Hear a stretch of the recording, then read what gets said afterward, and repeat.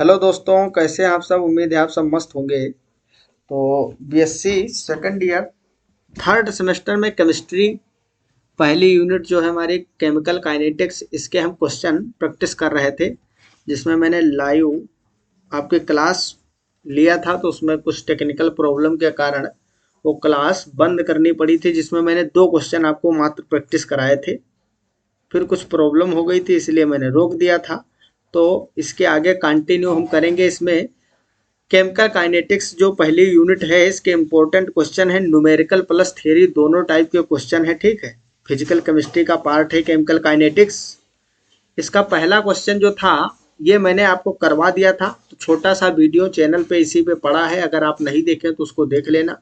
ये क्वेश्चन है, ठीक है। फर्स्ट वाला क्वेश्चन मैंने पूरा करवा दिया था, सेकंड क्वेश्चन भी कंप्लीट करवा दिया था, लेकिन मैं फिर से इसको बता देता हूँ क्योंकि यही क्वेश्चन मैं बता रहा था और यहीं पे क्लास बंद करनी पड़ी थी। ठीक है, चलिए तो हम बताते हैं आपको। क्वेश्चन है question number 2, for the chemical reaction. एक केमिकल रिएक्शन लिखी हुई है N2 gaseous plus 3H2 gaseous, और ये मिलकर क्या बना रहे हैं, 2NH3, मतलब ये अमोनिया प्रोड्यूस कर रहे हैं। ठीक है, तो इसके लिए आपको पूछा गया है आपसे कि इसमें से कौन सा करेक्ट आंसर है। अब ये जो ऑप्शन दिए हैं 4 ABCD, ये है क्या आखिर। ये तो भाई रेट लिखा हुआ है, रेट में ही तो होता था, ऊपर कंसंट्रेशन नीचे समय। अब लिखा है देखो यहाँ पे कंसंट्रेशन हाइड्रोजन की और नीचे dt मतलब समय दिया हुआ है। तो ये क्या बता रहा है हमको भाई, ये तो यही बता रहा है कि यहाँ पे इस रिएक्शन के अलग अलग प्रोडक्ट और रिएक्टेंट के रेट दिए हुए हैं। तो इस रेट को हम कैसे निकालते थे, अगर लेक्चर आप केमिकल काइनेटिक्स के सभी देखे हो तो आपको पता होगा कि हम रेट कैसे निकालते थे। अगर इस रिएक्शन की रेट लिखना है तो कैसे लिखेंगे हम, rate of reaction is equal to, पहले नाइट्रोजन की लिखिए भाई, इसके सामने कुछ नहीं, मतलब इसका स्टोइकियोमेट्रिक कोफिशिएंट 1 होगा, तो हम इसके लिए लिखेंगे -1/1। जो आगे स्टोइकियोमेट्रिक कोफिशिएंट होता है उससे हम डिवाइड करते हैं। माइनस क्यों लगाएं, क्योंकि नाइट्रोजन रिएक्टेंट है जो कि समय के साथ घटेगा, रिएक्टेंट की कंसंट्रेशन टाइम के साथ घटती है, इसलिए हमने माइनस लगाया। अब यहाँ पे आप लिखोगे dN2/dt, और ये रेट किसके बराबर होगी, हाइड्रोजन के घटने के बराबर। तो यहाँ पे स्टोइकियोमेट्रिक कोफिशिएंट 3 है, तो हम लिखेंगे -1/3 DH2/dt। यहाँ भी माइनस इसलिए लगा क्योंकि H2 जो है हाइड्रोजन, ये भी रिएक्टेंट है, ये दोनों रिएक्टेंट है ना, ये प्रोडक्ट है। अब हम प्रोडक्ट की लिखेंगे तो यहाँ पे प्लस यूज होगा, और 1/2 लिखेंगे क्योंकि जो स्टोइकियोमेट्रिक कोफिशिएंट है उससे डिवाइड करना है। यहाँ पे लिखोगे DNH3/dt। तो ये आपका हो गया, क्या हुआ, ये है आपका रेट ऑफ रिएक्शन, जो रिएक्शन दी है उसके लिए। अब देखिए इसमें से कौन सही है। पहले देखिए 3 और 2 ऐसे ही लिख दिया, डिवाइड नहीं किया, गलत है। इसमें देखिए -1/3 लिखा है, सही है, ये तो टर्म सही है। ये वाला देखिए इससे मैच करिए, सही। लेकिन ये गलत है क्योंकि अमोनिया प्रोडक्ट है, यहाँ पे प्लस होना चाहिए था। जब प्रोडक्ट होता है वो टाइम के साथ उसकी कंसंट्रेशन बढ़ती है, यहाँ माइनस है, इसलिए ये गलत हो गया। सी वाला ऑप्शन देखिए, सी वाले में फिर से डिवाइड नहीं किया है तो गलत हो गया, तो हमारा आंसर सही हो जाएगा डी वाला, और ये सही भी है। देखो ये N2 की रेट लिखी हुई है -1/1, तो 1/1 को आप नहीं भी लिखोगे तब भी चलेगा, और dN2/dt ये सही है, इज इक्वल टू 1/2, मतलब हाफ DNH3/dt। देखो यहाँ 1/2 DNH3/dt। अब प्लस यहाँ लगा है तो भाई प्लस को लगाओ ना लगाओ, बात तो वही होती है, मान लो यहाँ पे प्लस लगा है। ठीक, तो ये आपका करेक्ट आंसर हो जाएगा। सेम ऐसे ही क्वेश्चन आगे देखिए, रेट ऑफ रिएक्शन पे क्वेश्चन पूछा गया है। इस तरीके के क्वेश्चन आपको ज्यादातर देखने को मिलते हैं। ठीक, ऐसे क्वेश्चन ज्यादातर देखने को मिलेंगे। न्यूमेरिकल्स हैं, अगर आप करेक्ट कर पाएंगे तो पूरे नंबर आपको मिल जाएंगे। बस फॉर्मूला की बात है, इसमें आपको फॉर्मूला पता होने चाहिए, याद होने चाहिए, और कौन सा कहाँ यूज होना है फार्मूला, और थोड़ी सी कैलकुलेशन, बस इतने से काम आपका चल जाता है।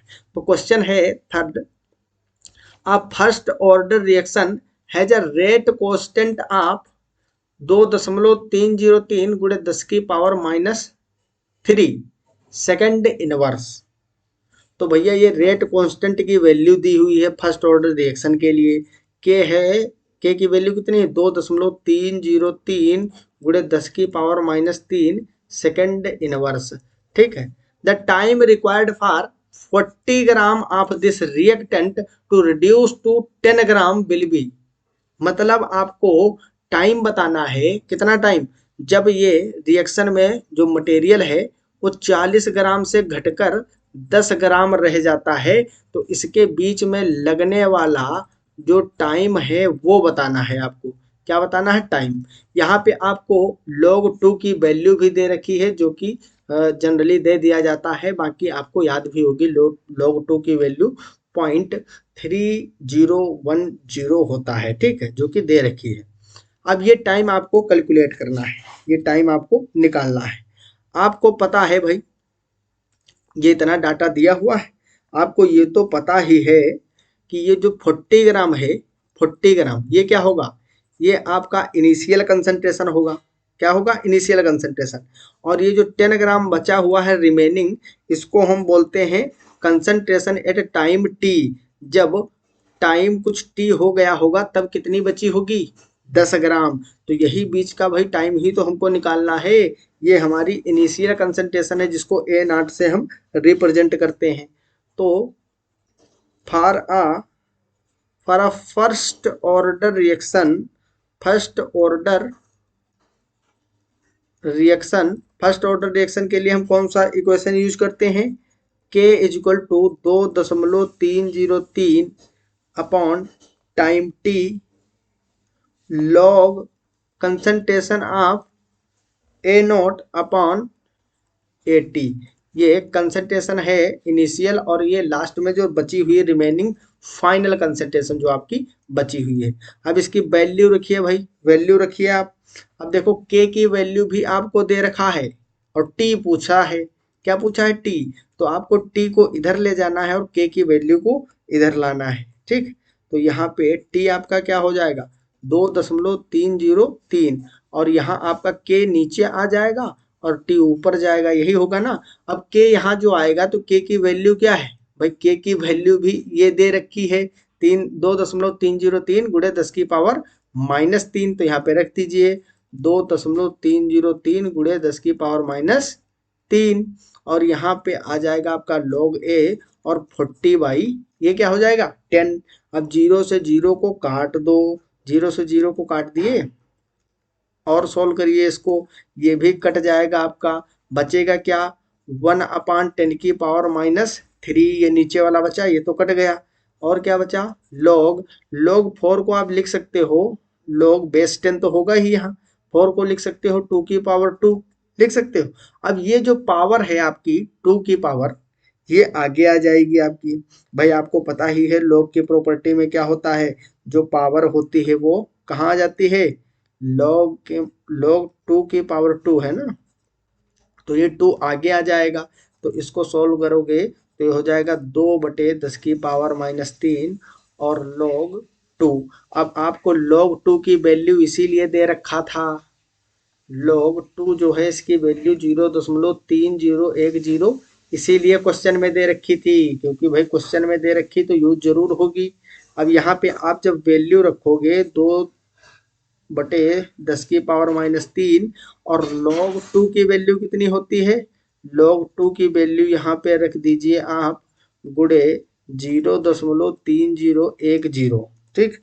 ये वैल्यू जैसे ही आप पुट करोगे और इसको जब कैलकुलेट करोगे तो आपका आ जाएगा 602 सेकेंड। ठीक है। तो ये टाइम है आपका जो मटेरियल को 40 ग्राम से 10 ग्राम तक रिड्यूस करने में लगेगा। तो सिंपल बात है, हमने क्या किया, इसका राइट आंसर ऑप्शन डी होगा 602 सेकंड। किस तरीके से लगाया भाई? फर्स्ट ऑर्डर के लिए पूछा गया था, तो फर्स्ट ऑर्डर के लिए जो इक्वेशन होता है टाइम और रेट कांस्टेंट में जो रिलेशन है, यही हम इक्वेशन जनरली यूज करते हैं। K equal to 2.303/t log initial concentration upon concentration remains, मतलब जो रिमेनिंग कंसंट्रेशन बची हुई है। तो इतनी बात समझ में आई। ठीक है। चलिए अगले क्वेश्चन पे चलते हैं। Question number 4, again important question है, ठीक है। ये आपका क्वेश्चन जो है ये कहाँ से है, ये अर्हेनियस इक्वेशन से है। किससे है, अर्हेनियस इक्वेशन से। थोड़ा सा टफ रहता है क्वेश्चन, लेकिन भैया ऐसे ही क्वेश्चन आएंगे। हम चाहें तो आपको छोटे छोटे क्वेश्चन भी करवा सकते हैं, ऐसे ही 4 ऑप्शन होंगे, बस टिक करना होगा, लेकिन उसका मतलब कोई नहीं रहेगा। हम क्वेश्चन जो करवा रहे हैं, जो क्वेश्चन पूछे जाते हैं, भले ही कठिन है, आप कई बार प्रैक्टिस करोगे चीजें समझ में आ जाएंगी। For a reaction activation energy is equal to 0। तो भैया एक्टिवेशन एनर्जी जो ई होती है, ठीक है, एक्टिवेशन एनर्जी को हम ई ए से रिप्रेजेंट करते हैं। ई ए आपको दे दिया है 0, एक्टिवेशन एनर्जी जो है वो क्या है, 0 है। The rate constant eight 200 kelvin is इतना, मतलब जब 200 केल्विन टेम्परेचर पे जो रेट कांस्टेंट है, 200 केल्विन टेम्परेचर पे मान लीजिए आप K1 रेट कांस्टेंट है, K1 जिसकी वैल्यू है 1.6 इंटू 10⁻6, ठीक।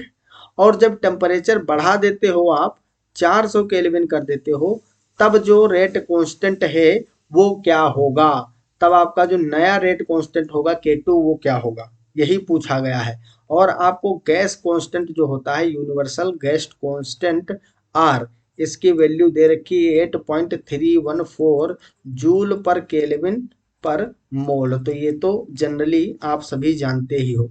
ये इतना डाटा आपको दिया गया है, आपसे 400 केल्विन पे रेट कांस्टेंट कितना होगा पूछा गया है, आपको पता है। देखो अच्छे तरीके से याद कर लो, ये जो होता है अर्हेनियस इक्वेशन, अर्हेनियस इक्वेशन हमने बताया था। अर्हेनियस इक्वेशन के अकॉर्डिंग रेट कांस्टेंट जो होता है, रेट कांस्टेंट के तभी बदलता है, तभी चेंज होता है जब टेम्परेचर चेंज होता है। क्या होता है, टेम्परेचर चेंज होता है। तो वही क्वेश्चन पूछा गया है। जब टेम्परेचर 200 केल्विन था, तब रेट कांस्टेंट कुछ था इतना, 1.6 इंटू 10⁻6, और जब टेम्परेचर को डबल कर दिया गया है तो रेट कांस्टेंट कितना होगा, K2 नया रेट कांस्टेंट कितना होगा। तो इसके लिए आपको जो फॉर्मूला मैंने पढ़ाया था वही लगाओगे, log K2 upon K1 is equal to activation energy E A बटे 2.303 और यूनिवर्सल गैस कांस्टेंट, ब्रैकेट में लिखोगे T2 माइनस T1। T2 क्या है, फाइनल टेम्परेचर, और ये initial temperature, upon T2 into T1।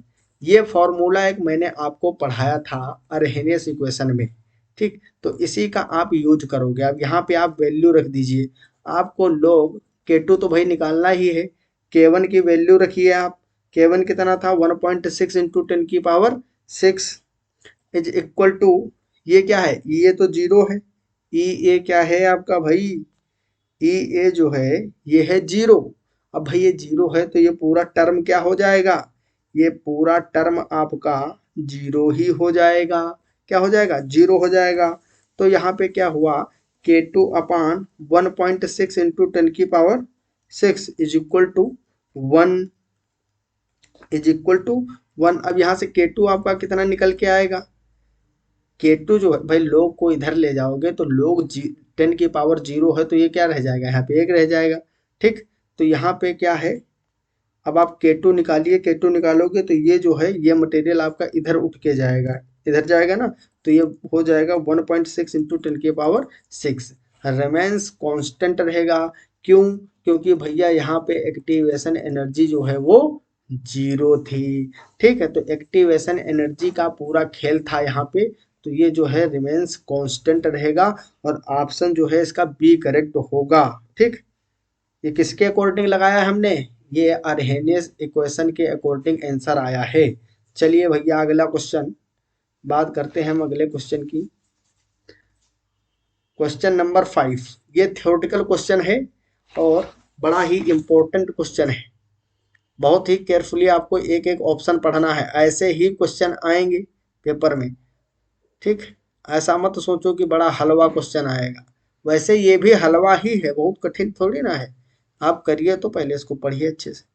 The correct difference between first and second order reaction is that.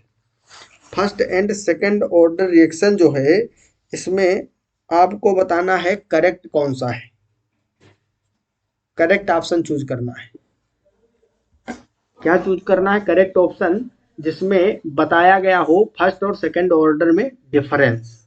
पहला option है option A, the rate of a first order reaction does not depend on reactant concentration. भाई ये बस यही गलत हो गया। आपको पता है जो फर्स्ट ऑर्डर रिएक्शन होती है, फर्स्ट ऑर्डर रिएक्शन में जो रेट ऑफ रिएक्शन होता है, ऑर्डर ऑफ रिएक्शन होता है, ये कंसंट्रेशन, रिएक्टेंट की कंसंट्रेशन पे डिपेंड करता है। आपको पता है कि रेट क्या होती है? डायरेक्टली प्रोपोर्शनल टू होती है के और कंसंट्रेशन ऑफ ए की पावर 1, तभी तो हम बोलते थे उसको फर्स्ट ऑर्डर रिएक्शन। तो ये रिएक्टेंट है, रिएक्टेंट पे डिपेंड करता है।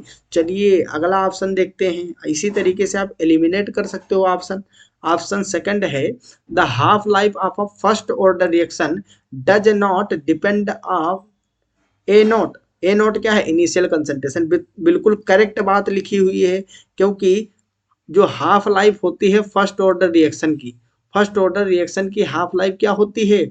T1/2, T half is equal to क्या होता है? 0.693/K, यही तो होता है। तो यहाँ पे देखिए ये जो है half life, first order reaction की हाफ लाइफ जो होती है कंसंट्रेशन पर बिल्कुल नहीं डिपेंड करती। यहाँ पे कहीं कंसंट्रेशन टर्म है? ए नॉट दिख रहा? नहीं दिख रहा। ये सिर्फ रेट कांस्टेंट पे डिपेंड करती है, और ये कांस्टेंट वैल्यू होती है। रेट कांस्टेंट भी कांस्टेंट है, और ऊपर जो गिनती लिखी हुई है वैल्यू, न्यूमेरिकल वैल्यू, तो कांस्टेंट होती ही है।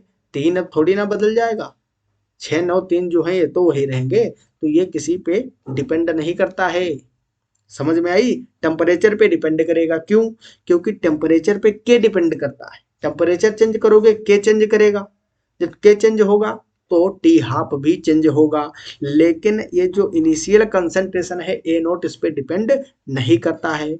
आगे का स्टेटमेंट पढ़िए, the half life of a second order reaction does depend on A note. Yes, बिल्कुल करेक्ट है ये बात, क्योंकि सेकेंड ऑर्डर की जो रिएक्शन होती है, सेकेंड ऑर्डर की रिएक्शन का जो हाफ लाइफ होता है वो क्या होता है? T half is equal to 1/K और ए नॉट की कंसंट्रेशन। ये है आपकी सेकेंड ऑर्डर की रिएक्शन का हाफ लाइफ। तो यहाँ देखिए, यहाँ जो सेकेंड ऑर्डर की हाफ लाइफ है वो ए नॉट की कंसंट्रेशन पे डिपेंड कर रही है। तो क्या लिखा है? Reaction does depend on A not.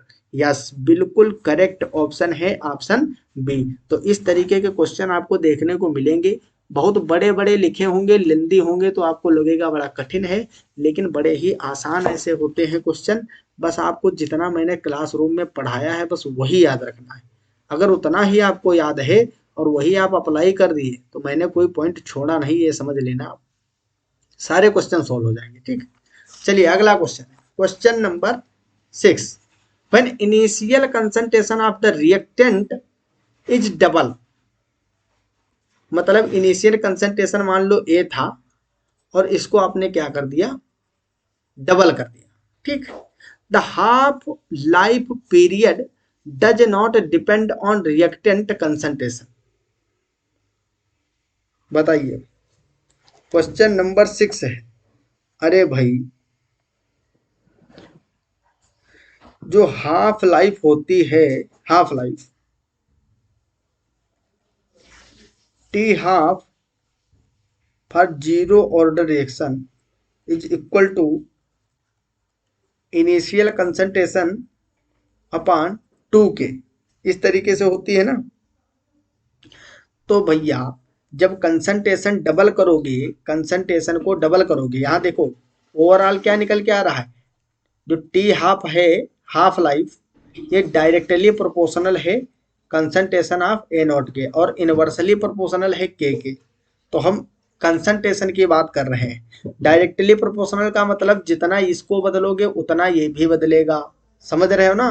तो जब इसको डबल करोगे तब ये टी हाफ जो है, ठीक है, ये भी डबल हो जाएगा। तो यहाँ राइट आंसर होगा option B, concentration is double. समझ में आई बात। ठीक है, चलिए अगला क्वेश्चन की हम बात करते हैं। Question number 7। क्वेश्चन नंबर 7 ये क्या कह रहा है भाई। इसमें एक रिएक्शन की मैकेनिज्म दी हुई है। मैंने बताया था आपको जो स्लोवेस्ट स्टेप होता है वो रेट डिटरमाइनिंग स्टेप होता है। यहाँ पे ऑर्डर ऑफ रिएक्शन पूछा गया है। Mechanism of a hypothetical reaction, कोई एक हाइपोथेटिकल रिएक्शन यहाँ पे दी हुई है, जिससे क्या बन रहा है, x2 प्लस y2 रिएक्ट करके 2xy बना रहे हैं। अब यहाँ पे 3 रिएक्शन इसके अलग अलग स्टेप दिए हुए हैं। 3 स्टेप में रिएक्शन होती है। पहला x2 से x बन रहा है जो कि फास्ट रिएक्शन है। x और प्लस y2 मिलके xy प्लस y बना रहे हैं जो कि स्लोवेस्ट स्टेप है। देन उसके बाद में x प्लस y रिएक्ट करके xy बना रहे हैं। अगेन ये रिएक्शन कैसी है, फास्ट है। The overall order of the reaction will be. तो ऐसे क्वेश्चन भी खूब देखने को मिलते हैं। क्वेश्चन बहुत कठिन नहीं होते हैं, लेकिन इसमें थोड़ा सा प्रोसेस आपको करना पड़ता है। अब इसको आप कैसे सोल्व करोगे, यहाँ पे मैं साइड में आपको बताता हूँ कि रिएक्शन कैसे सोल्व होगी। ठीक है, आपको देखो x2 इक्वल टू दिया है x प्लस x, ये जो कि रिएक्शन हो रही है फास्ट, ये रिएक्शन फास्ट हो रही है। x प्लस y2 ये क्या बना रहा है, एक्स वाई प्लस वाई, जो कि रिएक्शन है आपकी स्लो। बात सही है, बात सही है ना। चलिए अब हम बात करते हैं slow step. Slow step is the rate determining step. Rate determining step, जो स्लोवेस्ट स्टेप होता है वो रेट डिटरमाइनिंग स्टेप होता है। कहने का मतलब हम लिख सकते हैं rate is equal to rate constant के concentration of x into concentration of y2। मतलब हम रेट यहां से निकाल सकते हैं। ये जो रिएक्शन है स्लोवेस्ट रिएक्शन, इसकी कंसंट्रेशन है ना ये, तो इस पे डिपेंड करेगा। जो रेट होगा वो किस पे डिपेंड करेगा, स्लोवेस्ट रिएक्शन पे। तो ये स्लो स्टेप वाली रिएक्शन जो है, इसी का हम रिएक्टेंट की कंसंट्रेशन यूज किए क्योंकि इसी पे डिपेंड करेगा। ये तो बात आप जानते ही हो। चलिए आगे हम इसको कैसे सॉल्व करेंगे, देखिए इधर आ जाइए। Equilibrium, equilibrium constant for fast step reaction. Fast step K is equal to concentration of x की power 2 upon concentration of x2। यहाँ से x आपका हो जाएगा x, भाई ये वाला x निकालोगे और इस पावर को उधर ले जाओगे तो ये रूट में हो जाएंगे, और ये x2 भी इधर लाओगे तो ऊपर आएगा। तो क्या बचेगा, x is equal to k और कंसंट्रेशन ऑफ x2, और इस स्क्वायर को उधर ले जाओगे तो ये रूट में हो जाएगा, हो जाएगा, रूट में हो गया। बाई बाई सब्स्टिट्यूटिंग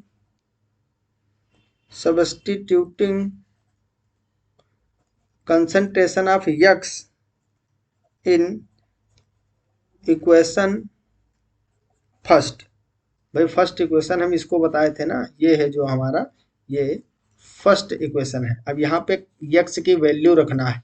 क्या वैल्यू रखना है, यहाँ पे देखो जो x की वैल्यू आई है, तो यहाँ पे जब x की वैल्यू रखोगे तो आपका क्या बनेगा, रेट इज इक्वल टू क्या थी, x की वैल्यू रखोगे तो यहाँ पे हो जाएगा आपका रूट, ये बाहर के रहेगा रूट के और x2 की कंसंट्रेशन इनटू y2 की कंसंट्रेशन, ये रूट से बाहर है आपका। ठीक, इसको हम बोल सकते हैं k डैश के डेज कंसंट्रेशन ऑफ X2 की पावर 1/2। भाई जब रूट हटाओगे तो रूट हटाने पे क्या आएगा, 1/2 आएगा। और यहाँ पे कंसंट्रेशन ऑफ Y2। ठीक, समझ में आई बात। चलिए अब यहाँ पे हम ऑर्डर ऑफ रिएक्शन कैसे निकालेंगे। Order of reaction, order of reaction.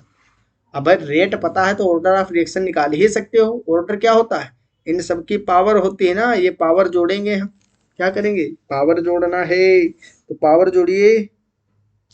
Power कितनी होगी भाई, ये तो रेट कांस्टेंट है। अरे भाई हम दोनों रेट कांस्टेंट को के डैश मान ली, समझ रहे हो। अब इसको जब इससे बाहर लाओगे रूट से तो 1/2 हो जाएगी पावर। तो यहाँ पे ऑर्डर ऑफ रिएक्शन कितनी होगी, order of reaction n equal to इसकी रिएक्शन की ऑर्डर, इसका कंसंट्रेशन की पावर 1/2 प्लस इस वाले दोनों रिएक्टेंट की जो पावर है कंसंट्रेशन की पावर, उनको जोड़ दोगे बस आ जाएगा आपका। तो ये कितना आया, 1/2 प्लस 1 इक्वल टू 1.5। तो इस तरीके से आप जो स्लोवेस्ट स्टेप है, स्लोवेस्ट स्टेप का रेट निकाल कर फिर उनकी जो पावर है रिएक्टेंट की रेट की पावर, उनको निकाल के आप जोड़ दोगे और आपका क्या आ जाएगा, इस तरीके से आपका निकल जाएगा ऑर्डर ऑफ रिएक्शन। ठीक है, चलिए अगला क्वेश्चन है question number 8। Again first order पे रिएक्शन पे पूछा गया है। ज्यादातर मैंने बताया था आपसे फर्स्ट ऑर्डर जीरो ऑर्डर पे क्वेश्चन खूब आते हैं और अर्हेनियस इक्वेशन पे भी खूब क्वेश्चन पूछे जाते हैं। तो क्वेश्चन है, अ first order reaction has a specific reaction rate. इसका कुछ स्पेसिफिक रिएक्शन रेट है जो कि कितना है 10⁻⁻2 सेकंड इनवर्स। मतलब हमको जो डाटा दिया हुआ है रिएक्शन रेट के इक्वल टू दिया हुआ है, नहीं रिएक्शन रेट दिया हुआ है भाई, rate of reaction, rate of reaction equal to 10⁻⁻2 second inverse. ठीक, how much time will it take for 20 gram of reactant to reduce to 5 gram. मतलब 20 ग्राम से 5 ग्राम रिड्यूस होने में कितना समय लगेगा, ये पूछा है। ठीक, यहाँ पे रेट कांस्टेंट ही दिया है, स्पेसिफिक रिएक्शन रेट, सॉरी ये जो स्पेसिफिक रिएक्शन रेट होता है, ठीक, स्पेसिफिक रिएक्शन रेट उसी को हम बोलते हैं, क्या बोलते हैं, rate constant, rate constant, rate constant के, और उसी को स्पेसिफिक रिएक्शन रेट भी बोला जाता है। तो देखो जितने नाम होते हैं सब याद करना भी कितना इंपॉर्टेंट है। के की वैल्यू दिया है, ठीक, इनिशियल कंसंट्रेशन कितनी दिया है, इनिशियल कंसंट्रेशन ए नोट कितनी दिया है 20 ग्राम पूछा क्या है, और ए नोट ए टी कितना दिया है, टाइम टी पर रिमेंस जो बची हुई कंसंट्रेशन है वो कितनी है 5 ग्राम। मतलब 20 ग्राम से 5 ग्राम तक रिड्यूस होने में जो टाइम लगेगा वो निकालना है। तो रिएक्शन कैसी है, फर्स्ट ऑर्डर। कैसे पता चला, यहाँ सेकंड इनवर्स लिखा है और स्टार्टिंग में क्वेश्चन में भी यहाँ लिखा है फर्स्ट ऑर्डर रिएक्शन। हिंट आपको मिल गया है, हिंट तो मिल ही गया है, अब आपको कोई परेशानी तो होगी नहीं। बस फर्स्ट ऑर्डर रिएक्शन जो होती है, फर्स्ट ऑर्डर रिएक्शन, तो फर्स्ट ऑर्डर रिएक्शन जो है इसका फॉर्मूला आप जानते ही हो, के इक्वल टू 2.303/टी log A naught by A T. समझ में आई चीज। अब यहाँ टाइम निकालना है तो टाइम को इधर ले जाओ, 2.303 के इधर आएगा, टी को इधर ले जाओगे तो के जब इधर आएगा तो नीचे आएगा। के की वैल्यू कितनी है, के की वैल्यू 10⁻⁻2 लॉग ए नोट कितना है 20, ए टी कितना है 5, 5 एकम 5, अब 5, अरे भैया 5 चक्को 20 होता है ना, 5 4 जा 20, तो यहाँ बचा आपका 4। अब ये जो log 4 है इसको क्या लिख सकते हो आप, यहाँ पे देखो 2.303 बटे 10⁻², और यहाँ आप log 2 लिख सकते हो, लिख सकते हो ना भाई। अरे 2 मतलब 4 ही तो हुआ, 2 दूना 4। अब ये जो पावर है इस 2 को आगे लाइए, टी इक्वल टू क्या होगा, 2 को आगे लाइए तब क्या बनेगा, 2.303 बटे 10⁻², और इस 2 को लाए आगे, और log 2। अब log 2 जो होता है, log 2 इक्वल टू होता है 0.3010, ये वैल्यू होती है log 2 की। तो यहाँ पे log 2 की जगह पे आप उसकी वैल्यू पुट कर दीजिए 0.3010। अब इसको आप कैलकुलेट करिए। अब जब इसको कैलकुलेट करोगे तो कैलकुलेट करने पे आपका क्या आएगा, कैलकुलेट करने पे टी जो निकल के आएगा वो होगा 138.6 सेकेंड। ठीक है, तो ये आंसर होगा, ये टाइम होगा। इसको आप खुद कैलकुलेट करिए। ठीक, कितना आया था, 138.6 सेकेंड। तो ये आपका फर्स्ट आंसर आ जाएगा। ठीक, फर्स्ट ऑप्शन जो होगा वो करेक्ट होगा। चलिए अगले क्वेश्चन पे चलते हैं, क्वेश्चन नंबर 9। क्वेश्चन नंबर 9, ये देखिए, ये क्वेश्चन थोड़ा सा तगड़ा है। ये क्वेश्चन जो है वो तगड़ा है, इसमें कंसेप्चुअल चीज पूछी गई। The decomposition of phosphine pH 3। Phosphine क्या होता है, पीएच 3। इसका टंगस्टन के ऊपर क्या किया जा रहा है, decomposition. The decomposition of phosphine on tungsten at low pressure is a first order reaction. It is because the, क्यों होता है भाई, ऐसा क्यों होता है, rate is proportional to the surface coverage. Yes, यही बात करेक्ट है भैया। At low pressure rate is proportional to the surface coverage and is a first order while at high pressure it follow zero order kinetics due to complete coverage of surface area. मतलब जब high, देखो मेरी बात को समझो, ये conceptual चीज है। मान लो ये आपका टंगस्टन था और इस पे फास्फीन के मॉलिक्यूल चिपके थे, फास्फीन के मॉलिक्यूल्स चिपके थे, चिपके थे, चिपके थे, समझ रहे हो। ये फास्फीन के मॉलिक्यूल टंगस्टन पे चिपके हैं। इसका प्रेशर कैसा है, लो प्रेशर, लो प्रेशर। भाई लो प्रेशर पे सभी मॉलिक्यूल तो चिपके नहीं होंगे, कुछ तो इधर उधर घूम रहे होंगे, पूरा का प्रेशर तो है नहीं। इस डब्बे के अंदर मान लो प्रेशर ही नहीं है ज्यादा। अभी मान लो हाई प्रेशर कर दिया जाए, क्या कर दिया जाए, हाई प्रेशर। जब प्रेशर हाई करोगे, हाई प्रेशर, तब क्या होगा, हाई प्रेशर में सभी मॉलिक्यूल चिपक जाएंगे, तब वो जीरो ऑर्डर रिएक्शन हो जाएगी। कैसी हो जाएगी, जीरो ऑर्डर। क्यों, क्यों भैया, क्योंकि जब आप प्रेशर हाई करोगे, प्रेशर हाई करोगे तो सभी मॉलिक्यूल ऑलरेडी चिपके हुए होंगे। तब आप इसकी कंसंट्रेशन कितनी भी घटाओ बढ़ाओ कुछ नहीं फर्क पड़ने वाला। और जब तक लो प्रेशर रहेगा तब तक चांसेस हैं रिएक्शन के घटने बढ़ने के, तो कंसंट्रेशन डायरेक्टली प्रोपोर्शनल होगी। ठीक, तो इसीलिए जो रेट होती है proportional to the surface coverage. यहाँ सरफेस कवरेज की बात है, कितना रिएक्टेंट के थ्रू सरफेस को कवर किया गया है, और ये जो सरफेस कवरेज है वो प्रेशर पे डिपेंड करता है। समझ में आई चीज। चलिए अगला क्वेश्चन है, क्वेश्चन नंबर 10। क्वेश्चन नंबर 10 आसान क्वेश्चन है। क्वेश्चन नंबर 10 है, the rate of first order reaction is 0.04 मोल पर लीटर पर सेकेंड इनवर्स। ये क्या दिया हुआ है, फर्स्ट ऑर्डर रिएक्शन के लिए रेट दिया हुआ है। ठीक है, रेट दिया हुआ है, रेट आर दिया हुआ है 0.04 मोल पर लीटर और पर सेकेंड एट 10 सेकेंड। ये कब दिया हुआ है, T1 बराबर 10 सेकेंड पे। ये डाटा आपको पहले लिखना पड़ेगा। एंड दूसरा रेट है R2। R2 रेट कब दिया हुआ है, 0.03 मोल पर लीटर पर सेकेंड एट टाइम T2, जो कि आपका 20 सेकेंड है। अब देखिए चीजों को समझा करिए, आपको पता है ना भैया, रेट किस पे डिपेंड करता है? रेट कंसंट्रेशन घटाओ बढ़ाओगे तो बदल जाएगा। तो यहाँ पे देखिए रेट अलग अलग दिया है अलग अलग समय पे। After initiation of the reaction the half life period of the reaction is, half life निकालना है। तो भैया ये मान लीजिए कोनो रिएक्शन थी जो कि ए रिएक्टेंट से कन्वर्ट हो रही थी प्रोडक्ट में, और जिसके लिए आपको दो रेट दिए हुए हैं, ठीक, अलग अलग समय पर।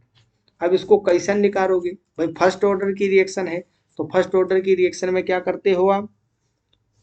अब निकालना है आपको टी हाफ, टी हाफ निकालना है। कैसे निकालोगे?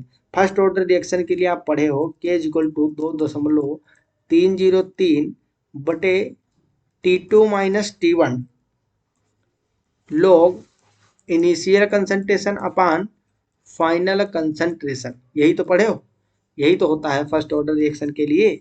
अब इसमें क्या करोगे आप? इसको इस तरीके से भी लिख सकते हो, के इज इक्वल टू 2.303 बटे T2 minus T1 log R1 अपान R2। ये R1 R2 क्या है? ये है इनिशियल रेट और ये फाइनल रेट। और यहाँ पे ये इनिशियल रेट का टाइम दिया हुआ है T1 और ये T2 दिया हुआ है, ठीक।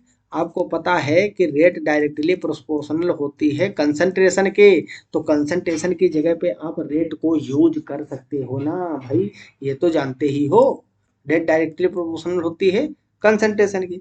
अब इसको आप लिखोगे के इज इक्वल टू 2.303 बटे T2 कितना था 20 सेकेंड और T1 कितना था आपका 10 सेकेंड। वैल्यू पुट करना है बस। लॉग R1 की वैल्यू 0.04, R2 की वैल्यू 0.03। ये आपका दशमलव से दशमलव कटा, ये हो गया log 4/3, log 4/3। अब इसको जब आप सोल्व करोगे तो सोल्व करके आपका आ जाएगा 0.0287 सेकेंड इनवर्स, ठीक। इतनी वैल्यू आपकी आ जाएगी। ये वैल्यू आ गई है के की। के कितना निकल के आया? 0.0287 सेकेंड इनवर्स। अभी आपका क्वेश्चन नहीं सोल्व हुआ, अभी तो के निकला है, यहाँ से के निकाले हो। अब निकालोगे टी हाफ, तो टी हाफ फर्स्ट ऑर्डर के लिए क्या होता है? 0.693 बटे के। यही तो बताया था अभी भाई, सेकंड ऑर्डर के लिए बताया था जिसमें कंसंट्रेशन पे डिपेंड करता था। फर्स्ट ऑर्डर का जो टी हाफ होता है वो नहीं डिपेंड करता कंसंट्रेशन पे, सिर्फ रेट कांस्टेंट पे या टेम्परेचर पे करता है। टेम्परेचर बदला, के बदला, के बदला, टी हाफ बदला, समझ में आया? तो 0.693, ठीक। और के की वैल्यू आपने क्या निकाला? 0.0287। चीजें समझ में आ रही हैं? अब इसको जब आप काटोगे, ठीक, यहाँ पे लिख दो सेकंड इनवर्स, सेकंड इनवर्स है ना। अब इसको जब काटोगे सेकंड ऊपर जाएगा, तो सेकंड सेकंड इनवर्स को ऊपर ले जाओगे सेकंड में हो जाएगा। ये जब आप इसको कैलकुलेट करोगे तो 24.14 सेकंड ये टाइम आ जाएगा टी हाफ। तो आई होप आपको ये भी क्वेश्चन मस्त तरीके से समझ में आया होगा। चलिए आज का लास्ट क्वेश्चन है और बहुत ही अच्छा क्वेश्चन है। अगेन आपका जो है ये कैटालिसिस पे रखा हुआ है, एंजाइम एक्टिविटी पे क्वेश्चन है। Question number 11, the addition of a catalyst. Catalyst जानते हो भाई, जो रिएक्शन की रेट को बढ़ा देता है एक्टिवेशन एनर्जी को घटा के, ठीक है। The addition of a catalyst during a chemical reaction alters which of the following quantities. क्या क्या वो बदल सकता है? अगर किसी रिएक्शन में ए प्लस बी रिएक्शन हो रही थी, बना रहा था प्रोडक्ट, इसमें अगर आपने कोई कैटेलिस्ट यूज किया तो वो क्या क्या परिवर्तन करेगा? एंथैल्पी, एंट्रोपी, एक्टिवेशन एनर्जी या फिर इंटरनल एनर्जी, किस चीज को परिवर्तित करेगा वो भाई? भैया वो सिर्फ एक्टिवेशन एनर्जी को क्या करता है? घटाता है। और rate of reaction, rate of reaction को बढ़ाता है, ठीक है। ये जो कैटेलिस्ट होता है आपका, कैटेलिस्ट, कैटेलिस्ट या इसी को बोलते हैं एंजाइम, ठीक। एंजाइम, बायोकैटलिस्ट या एंजाइम जो होता है ये एक्टिवेशन, एक्टिवेशन एनर्जी ई ए को घटाता है और रेट ऑफ रिएक्शन को बढ़ाता है। ठीक, ये दो इंपॉर्टेंट चीजें हैं इसकी, याद रखना है, बहुत अच्छे फीचर होते हैं। A catalyst provides an alternate path to the reaction which has lower activation energy. ठीक है, ऐसा रास्ता दे देता है रिएक्शन को कि रिएक्शन की रेट बढ़ जाती है, एक्टिवेशन एनर्जी जहाँ कम होती है वहां से वो प्रोसेस करवा देता है। तो इसको घटाएगा एक्टिवेशन एनर्जी को और रेट ऑफ रिएक्शन को बढ़ाएगा। तो ये इंपॉर्टेंट क्वेश्चन थे। आई होप आपको चीज़ें समझ में आई होंगी, आपके कंसेप्ट भी मजबूत हुए होंगे। तो बहुत बहुत आप सबको धन्यवाद फॉर द वॉचिंग। ठीक है, वीडियो देखने के लिए सबको धन्यवाद। आप लोग मस्त पढ़ाई करिए, कोनो डाउट है अगर किसी भी टॉपिक से रिलेटेड आप लोग पूछ लिया करिए, कमेंट बॉक्स में आपको रिप्लाई मिल जाएगा। तो हम मिलते हैं अगले लेक्चर में, तब तक के लिए okay bye, all the very best, thanks for watching, जय हिंद जय भारत।